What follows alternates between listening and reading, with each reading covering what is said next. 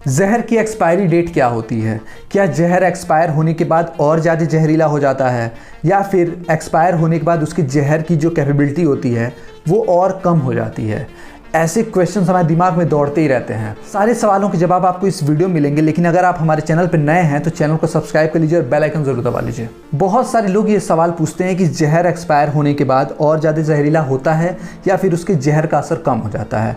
पहली चीज़ तो हमें ये समझना होगा कि जहर होता क्या है। जहर के अगर टाइप्स की बात की जाए तो जहर जो होता है वो 3 प्रकार का होता है, लेकिन मेनली हम 2 पॉइंट पे ही फोकस करेंगे, जिसको कहते हैं वेनम और एक पॉइजन। यानी कि जहर में भी 2 तरीके की चीज़ें होती हैं, वेनमस और पॉइजनस। अब वेनम होता क्या है?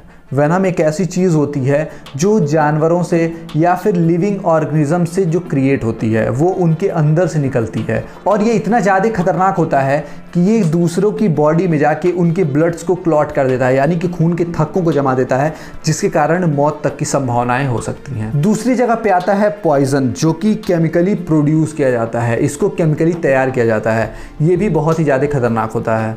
अब आते हैं टॉपिक के मेन हेडिंग पे कि क्या जहर एक्सपायर होने के बाद और ज़्यादा टॉक्सिक होता है?